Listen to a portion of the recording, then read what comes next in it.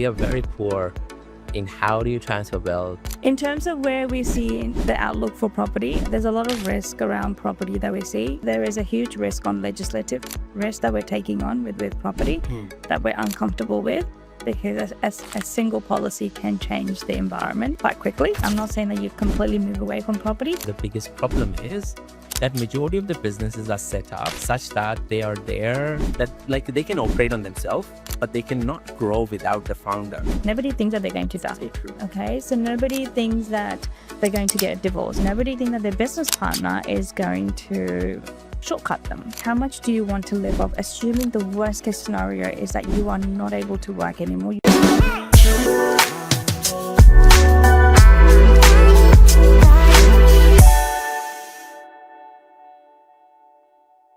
Hello and welcome to another episode of Help Me Buy Property Podcast. This is part 2 of the episode that we were doing with Nilar from Zetio Wealth Partners. This episode, we are going to talk about generational wealth. We are going to talk about passing the baton. I think as a business owner, I can relate to it a lot as well, because we are very poor in how do you transfer wealth? How do you think differently? How do you go around diversifying? Because, even for myself, there's only 2 ways that I know of making money, either through business or through property. And so welcome, Nilar, back to the show. Thank you for joining in again. A lot of business owners basically fall down this, rabbit hole of, delaying succession. And that hesitation costs a lot of money. The more delay you do, the less that they can achieve, right? Before you answer that question, we left the last podcast with a question that I think every viewer and listener would be intrigued by, which is, where do you see the property market going, or property as an investment class? Talk to me a bit about that, and talk to us in relation to Australian mindset. And then what are you seeing outside? Because you do a lot of investing outside Australia as well. Yeah. Well, thank you for having me. In terms of where we see the outlook for property, there's a lot of risk around property that we see. In saying that, I think just because on the supply and demand side of things, what's going for property is really supply and demand. Outside of that, not much. So in terms of value creation, could supply and if something were to change, so there is a huge risk on legislative risk that we're taking on with property that we're uncomfortable with, because a single policy can change the environment quite quickly, whether it be from a tax point of view or whether it be from a capital injection point of view. It's good and bad, both. And there's good and bad. Yeah. And I know there's also increasingly pressure from the superannuation industry to enter to almost mandate them to enter the property market. Yeah. Should be a good thing, right? It can be good or bad. It's not everything. There's always 2 sides of the coin. I think in terms of it'll be good in terms of a short term. Yeah. But in a long term, I think it'll be disastrous. It'll be monopolized. Yeah. Monopolization is always going to be bad not for the investors, but for most people. Yeah, for most owner occupiers, for first home buyers. Correct. They lose them. Yeah.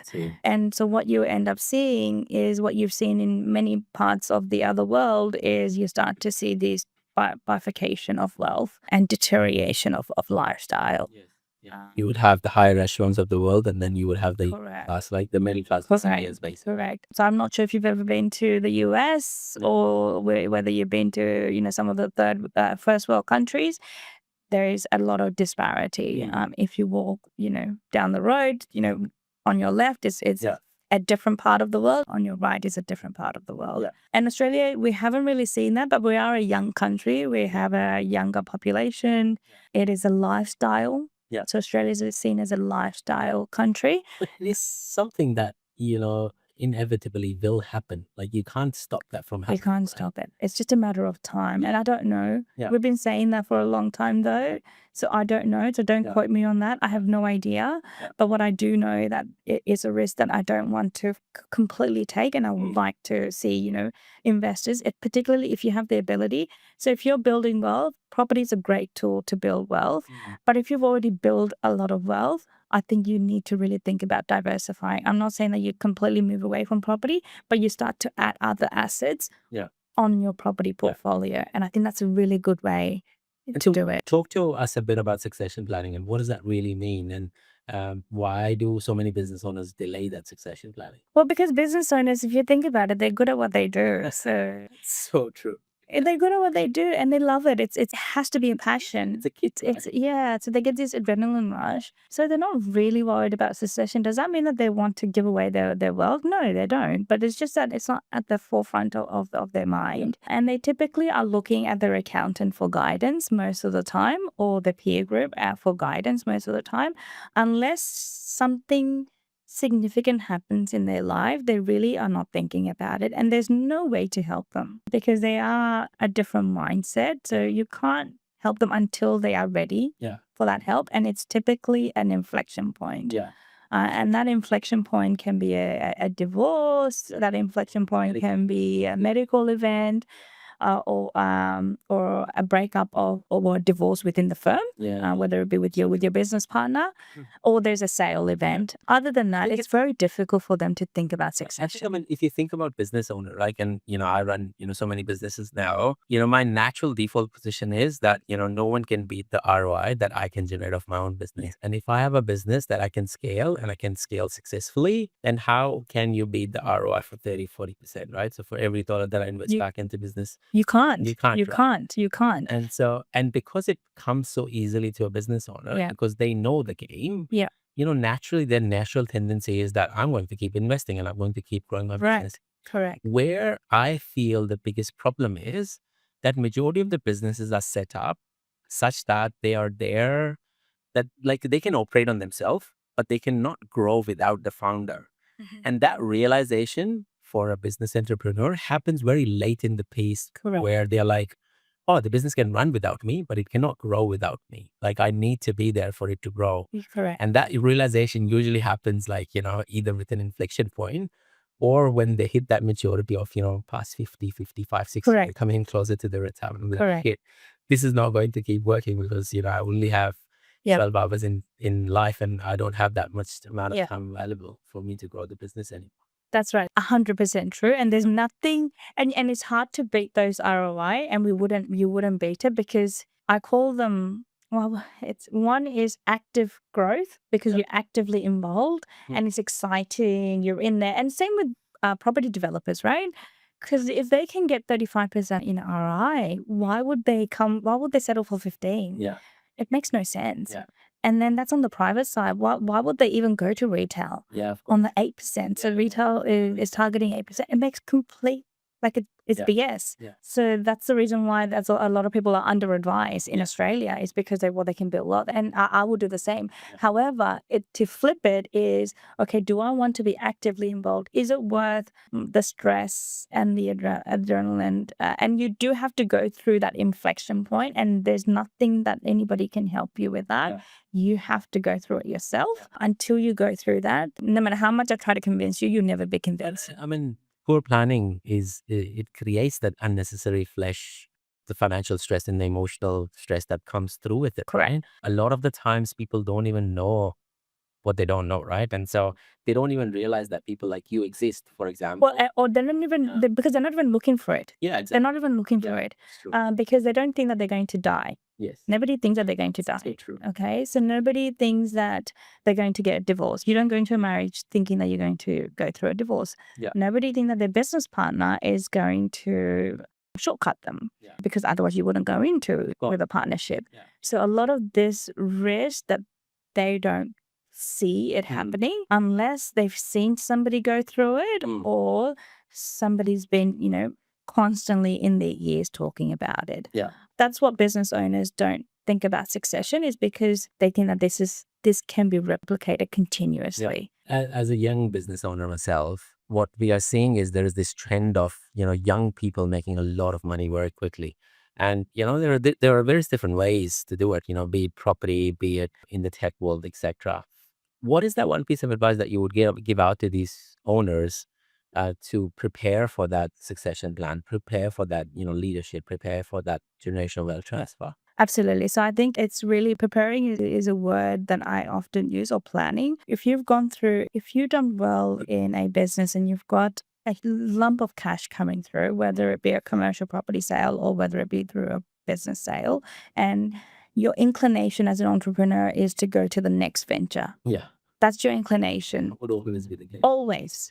So I would say just to think about it. If that weren't successful, But then you would say, well, no, I'm successful. Yeah. Like I've done it before. I'll just Yeah. keep doing it. Yeah. And I always suggest just protect a portion of it. Just assume the worst case scenario, and you are not going to be able to replicate this. How much do you want to protect? And just keep just enough of that, and then do what you wish for the remainder. Yeah. I don't know what that magic number is. The I was magic about to ask, is there a percentage? the magic number comes down to what we were talking about in the previous episode with that doctor client. Yeah. Is how much do you want to live off? Assuming the worst case scenario is that you are not able to work anymore, you're not able to replicate, or the market completely changed and your skill set is no longer needed, and there's nothing you can do about And it. I think it's a very important point, right? I think you're right. Majority of the business owners have that conviction, especially like people who are building bigger brands. They have that conviction that like I've burned the boats and this is it, right? Yeah.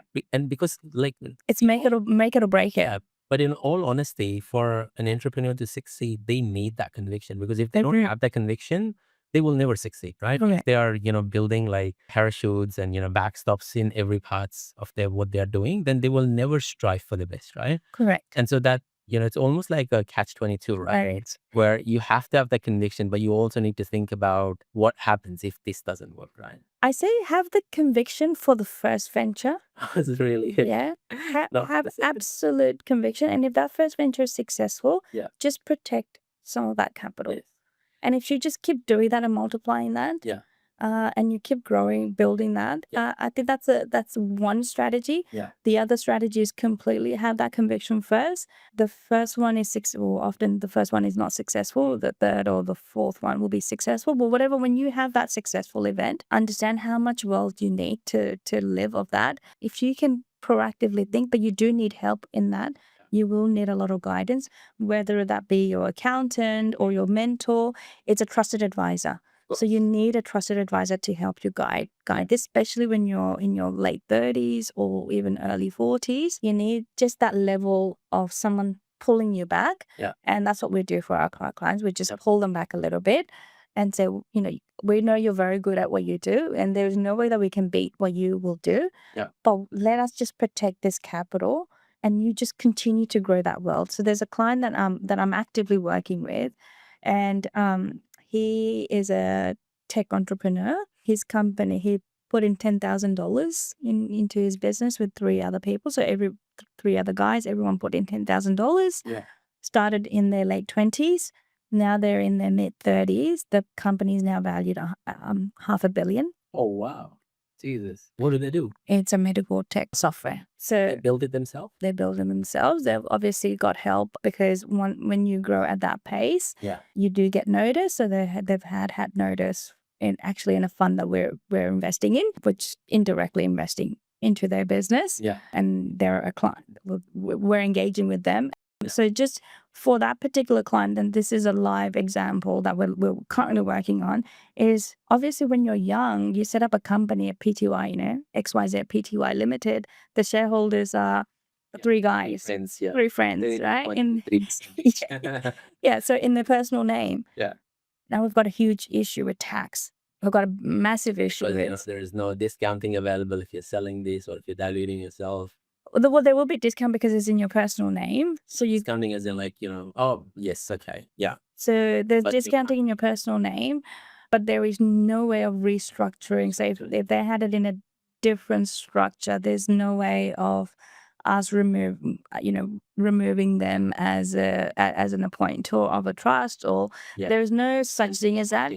Correct. But even if they had the proper structure, or Australia, there's no, you can't get around not paying tax in Australia. You will still have to pay tax. It's a difference of, you locking it into a bucket company at 25 or 30%. Correct. Versus Correct. 40 cents. Correct. 47 cents. So that's the main. So they're losing out on that 15% tax. But now we're actively working with them in terms of, what are the options? So one of the options that we're explored is, they're leaving the country. Yeah. Is one option. So increasingly a lot of young people are wanting to do that, especially when they're successful. Yeah. And how do we do that? So we're looking at the share. So a lot of it, it's not just an easy yes or no. It comes down to the contract that they've gone into. Yeah. the shareholder agreement? What does the sale pipeline look like? What does the growth projection look like? Who are they going to sell it to? So all of these complexities come into this particular client. So not every client will be of that nature. So some are very, Don't get yourself taken on a ride by property spookers, so-called property investment advisors, or buyer's agents who are selling house and land packages or off-the-plan properties or apartments. Get yourself a copy of this book called The Millennial's Guide to Property Investing. This book is not just for millennials. The title suggests, but it's actually the most advanced way of investing in property. This book will relate to your clients, your colleagues, and other business owners. There are so many property spookers out there who have come out of the woodwork over the last 3 to 5 years, and there is so much misinformation out there that I had to write a book about all the F-ups that people can actually avoid in order to be super successful in the property investment journey. Some of these are really easy to identify, but they are so costly to fix once these mistakes are made. So it's a short book, it's easy to read, it has a lot of stories, it has a lot of examples, and it is a true guide for people who wants to do it themselves. My name is Moxin Reza. This is my story, and a lot of you will relate to parts of this story if you're not born in the riches and if you're trying to build a property portfolio that can last generations and help you improve your lifestyle along the way. So I give you a chance to come out there and have a read. Be kind, stay safe, keep smiling, keep investing, and please do check out the book.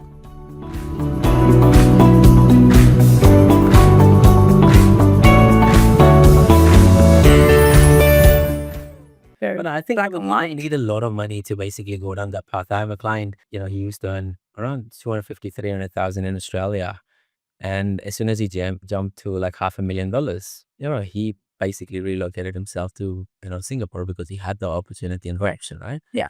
But there's a massive difference, right? 40% tax to 0% tax, right? Like you are uplifting your lifestyle by 40% of whatever you make. That's a lot of money for a person earning $500,000 in cash, right? So correct. Right.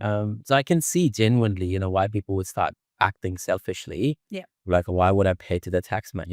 Taxman is not my best friend. I would rather use this money to redirect back into wealth creation. Yeah. So there are pros and cons. So it sounds easy to relocate. So we obviously are venturing into offshore. So we were in offshore markets. It's not as black and white. So Australia is very good in terms of transparency of fees. Yeah. Not so good in Asia. So, Really? So transparency of fees is not 100%. What's not 100% transparent? Yeah. So it sounds great from a tax point of view, but there's all these other. So that's where we come in, right? So we obviously understand the language, we understand the environment. So the model there is quite different to the model here. You're not paying tax, but you're paying somewhere else. Yeah. So nothing is ever 100% free. There's always like hidden layers. So partnering with a professional advisory firm just allows you to take that deeper step, because we're obviously completely independent. We're UT. We've got no affiliation with anybody. Our job is to make sure that the client gets the best result. Yeah. With that mindset, partnering with people like us, it's extremely beneficial. Yeah. In that regard. And if you have to leave our listeners with one piece of advice when it comes to succession, what would that be? Is think about a farm. So pretend you have a farm. So the farm. What's farm? Just for viewers and listeners. A farm is, you're running. I don't know.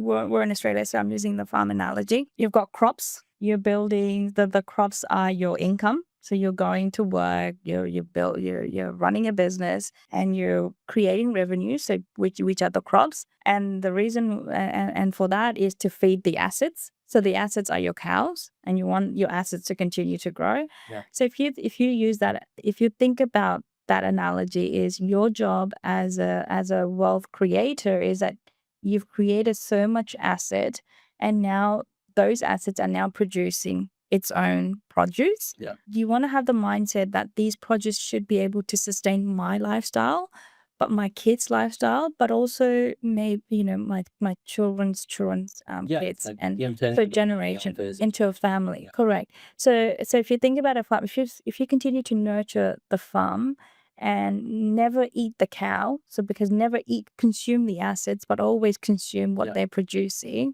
that's generational wealth. And if you do that, not one generation, two generations. So let me give you like an example. If you have a $10 million net worth, and if you do that over, and if you're 40 years old today, your net worth is $10 million, and you're growing the portfolio at 12%, and that's the target that we have. 12%. Obviously, we're growing much faster than that, but that's not to say that we will continue to do that forever. You're doubling your wealth every 5 to 6 years. So that 10 million when you're 50 is 20. When you're 80 is what is that? 80 million. When you're 100, that's 160 million, right? So if you have that mindset at 10 million, you should already think about that. Actually, I'm actually at $100 million net worth. If you have that mindset, then the way you look at the wealth creation piece is completely different. And your estate planning is different. Your family succession is different. You need to have a family charter. You need to have the succession. If you have Planning for all of these as well. Right? And it's not just going, oh, I'm just going to divvy it up between my 4 children or my 3 children. It's not as easy as that. How do you continue to foster this? Because once it goes to the children, well, what if they go through a divorce? How do I capture that is well for generations? Correct. So that's a different piece. So the way that Zeteo Wealth offers is we offer 3 levels of service. So one is the investment piece, which we spoke about in the first podcast. The second piece is the family office concierge, which is everything to do with the family. So if you think about education all the way to when you pass. Or when you go through. So the complete piece. So if you think about your family as your own business, you're the CEO. Your wife is the CFO or COO. Or vice versa. Managing director. Or vice versa. Your wife is the CEO and you're the general manager. Whatever it is. And then we are your workers. Your children are your workers, and we sit on your board. Like a business board. We sit on we call them family office board. We sit there, we help guide. And so when companies have boards, why do they have boards? Governance. Governance, to make sure that the succession is right. If something happens to you, Moxin, somebody else can come in. So that's what we do from the family side of things. So it's almost, we operate the families like a company. And we have capitals in different parts of the company. And you don't need a lot of money to start. I think, that's where I need a lot of money to start. A lot of the times I see a lot of clients, who are sitting on 3 million, 4 million of net wealth, right? Because what COVID has done to people's portfolios is amazing, right? And they're still wasting their time with financial planners, financial advisors who are bugger all. They can't help them, right? And it's just sad that, like people don't have access to private wealth, and this world where they don't even know, some of these concepts, some of these areas of opportunity. So thank you again for coming on the show. For viewers and listeners, if you want to reach out to Nilar, you can always reach out to us at info@helpmebuy.com.au. If you have any questions in relation to your succession planning, if you're a business owner who's looking to grow wealth or haven't really thought about placing some of this wealth aside, my rule of thumb, as an entrepreneur always is that, I need to keep 30% of whatever net wealth I create every year to go back into, wealth creation. And it's a small steps that basically takes you to bigger steps as well. So again, thank you for listening to us today. Take care, stay safe, keep smiling, keep investing. This is Moxin Nilar checking out. Adios.